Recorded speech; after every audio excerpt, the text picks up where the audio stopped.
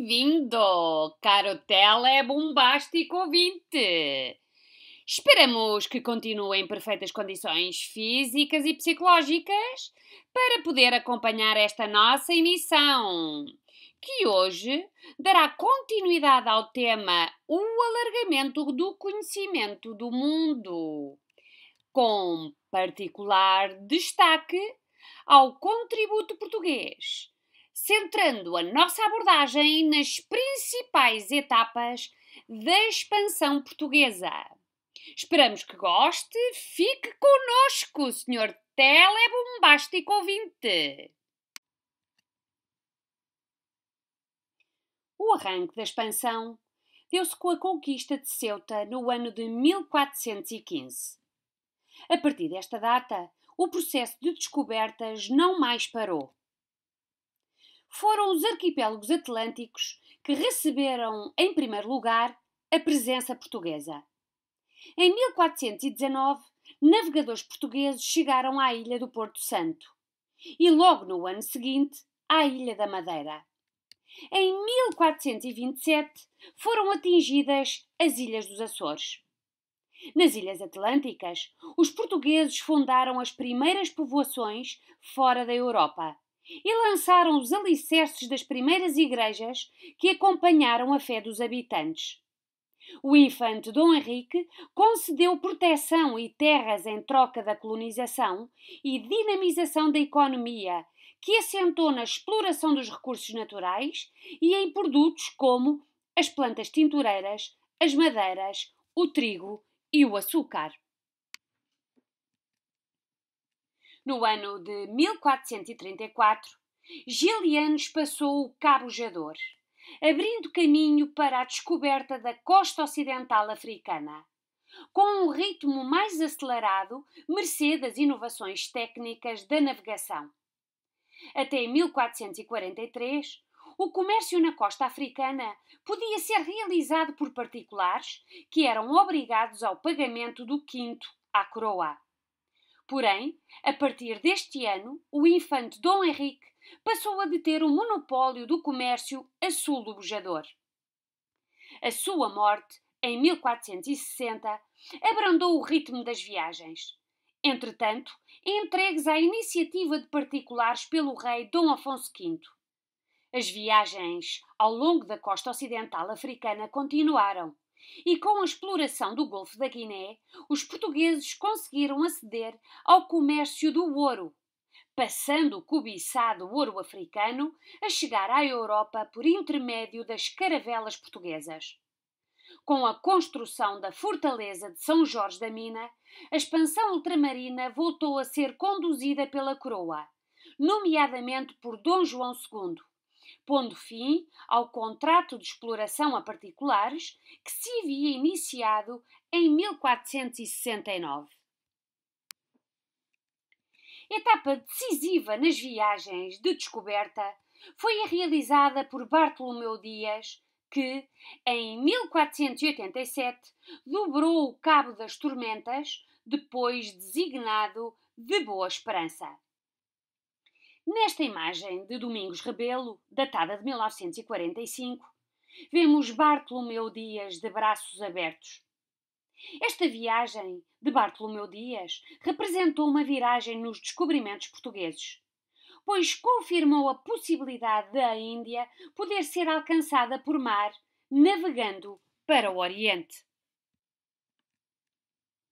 Em 1497, já no reinado de Dom Manuel, a armada de Vasco da Gama partiu em direção à Índia.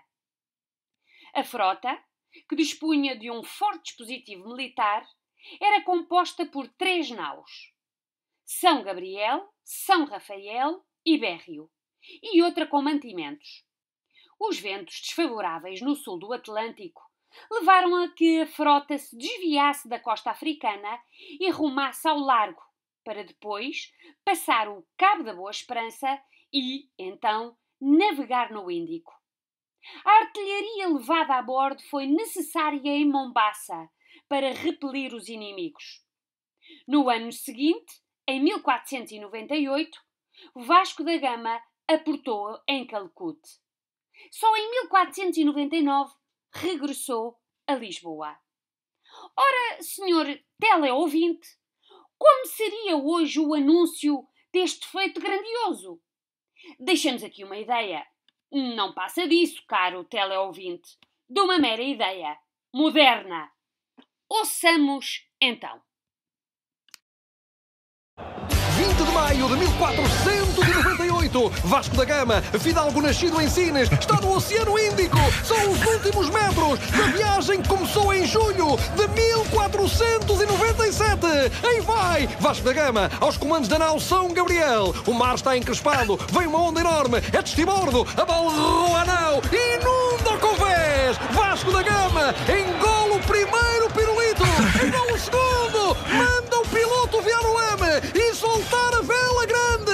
Aproxima-se do porto, já se vê Calcute, lá ao fundo, já se vê Vasco da Gama, vai atracar, vai atracar, vai atracar, atraca, atraca Vasco, eu quero ver, vai atracar, atracou!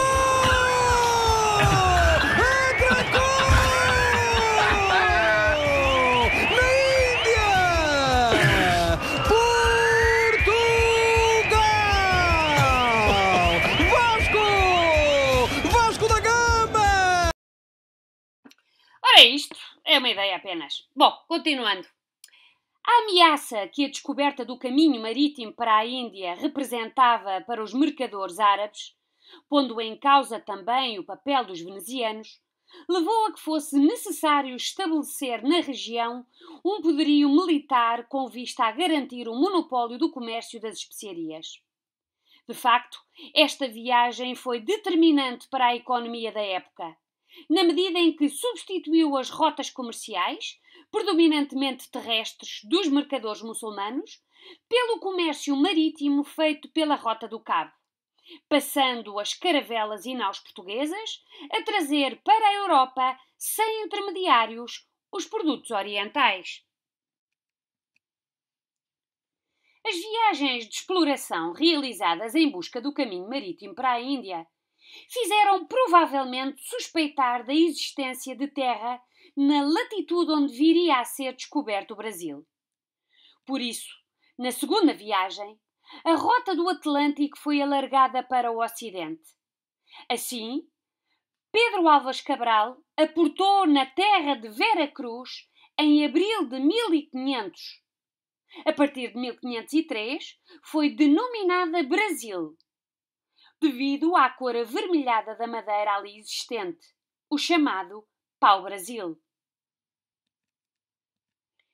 Certo foi que, mercê da superioridade da artilharia e das técnicas náuticas, foi possível aos portugueses assegurar o monopólio do comércio no Índico, alargando mesmo os contactos com a longínqua China e com o Japão, de forma muito contida e cautelosa face às diferenças culturais e religiosas, não deixando de promover o comércio e a evangelização, muitas vezes mal recebida.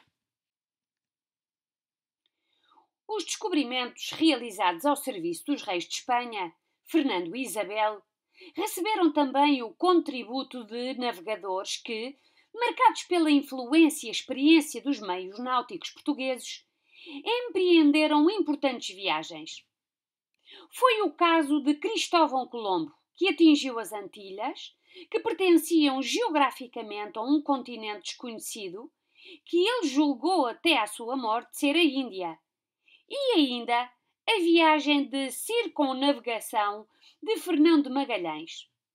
Este navegador português, ao serviço do rei de Espanha, Carlos I, atravessou o estreito que ligava o Oceano Atlântico ao Oceano Pacífico, situado no extremo sul do continente americano, na Terra do Fogo, e que tomou o seu nome, Estreito de Magalhães. Esta viagem foi terminada pelo basco Juan Sebastián del Elcano, comprovando, na prática, a esfericidade da Terra. Os descobrimentos representaram, assim, uma mudança no modo como a Europa fazia o comércio e conhecia o mundo. e contribuíram para a formação dos primeiros impérios coloniais, o português e o espanhol. Caro telebombástico ouvinte, chegamos ao fim de mais uma emissão da Telebomba. Agradecemos desde já a sua presença e fidelidade a este nosso projeto, que é seu também. E chegamos ao momento de nos despedirmos, não sem antes informar que na nossa próxima emissão daremos continuidade ao subtema O Contributo Português, falando de forma mais detalhada sobre os principais contributos na inovação técnica. Até lá, senhor teleouvinte, barrique-se bem, deixe estar no aconchego do lar e não se esqueça, siga-nos na página do YouTuber. Telebomba no ar, bombemos juntos!